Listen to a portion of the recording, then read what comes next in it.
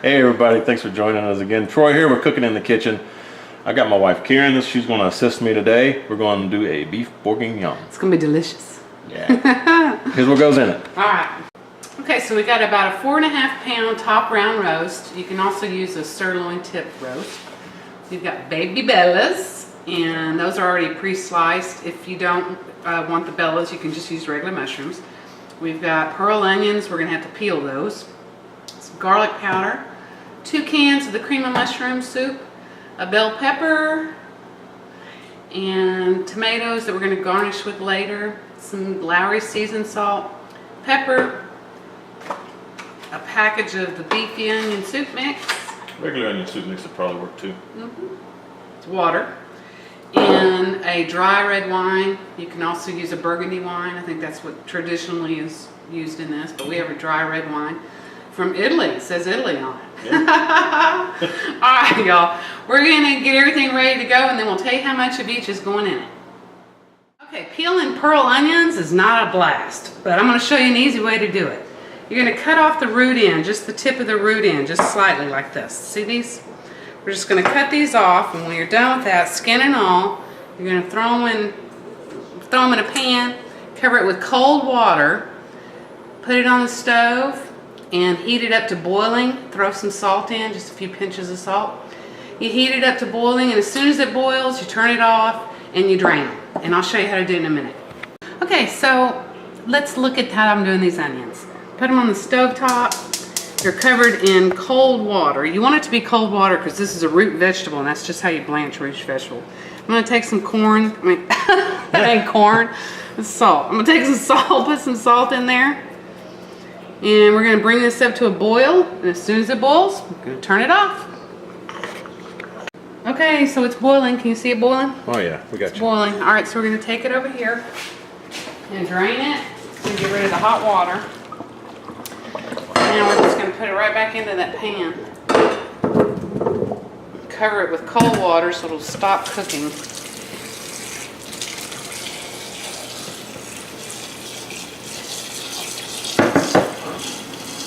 Fascinating, isn't it? All right, we're going to put in some ice. Just make a little ice bath to help it cool down quicker. Cool. We'll let that go for about 5 minutes. Drain it all and it'll be ready to pop out. I'll show you how to do that. Okay, so they're in that bath and now I'm just pulling the skin off of them. Super easy to do. You just grab the bottom of it and grab that skin and pull it off. Are you getting me, honey? Oh yeah. All right, here we go. Got some zoomification going on. Super, super easy. Well, you do make it look easy, huh? Yeah. Cool. All right, that's it. All right, folks, we're back. I got the 4.5 pounds of this roast. Kind of cubed it up, as you can see. So I'm just going to pop it in this Dutch oven, and this is about a 5.5 quart Dutch oven. And now we're going to turn it over to Karen, and she's going to show you the rest of it. Hello. Okay, now we're going to mix up the sauce that's going to go over that meat. So we're going to start with our cup of water. To that we're going to add the cup of red wine.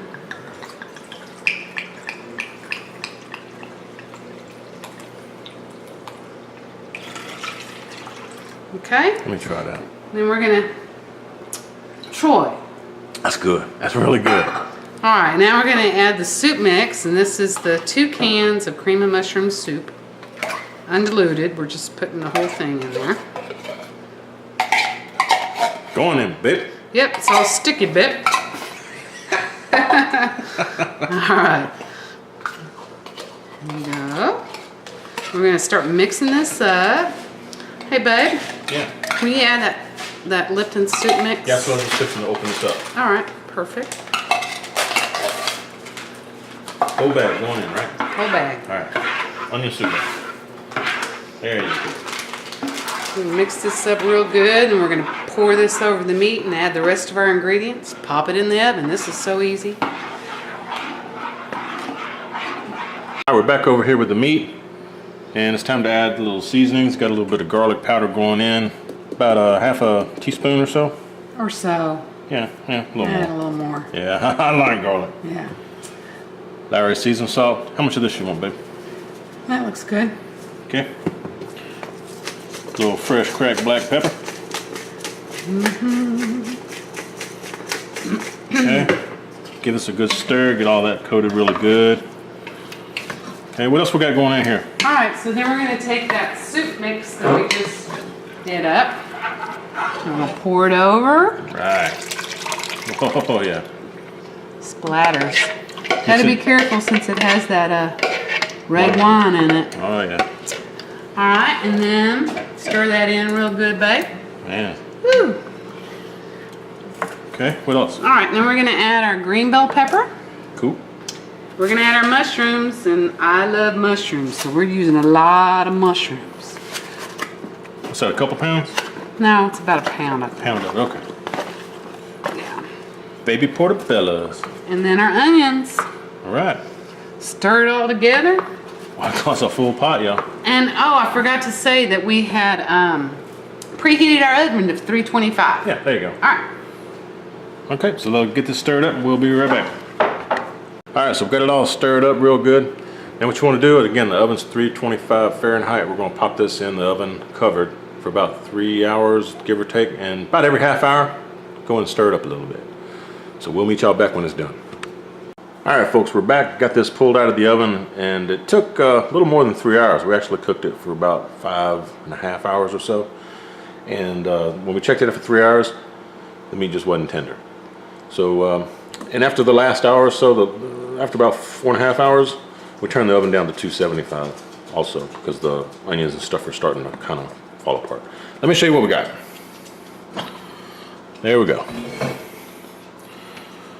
It looks pretty good. But I think what it needs is to be a little bit darker. So I'm just going to cheat a little bit and use some of this browning sauce. A little bit. Okay, and that should give it a nice dark rich color.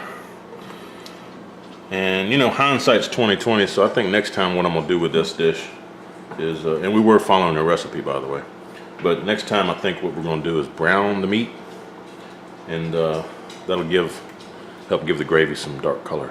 So that's what we got right there. And that meat's just falling apart. Check this out. Let me get a piece of meat here for you. See that? Look at that. It's falling apart, man. Good stuff, good stuff. Alright. We'll let this finish cooling off a little bit. We got some rice back here in the back that we did. So we're fixing to plate it up. Be right back. Alright everybody. We're doing a little taste test over here. This is what we got. Looks pretty good. It smells great, actually. Let me put that meat right there.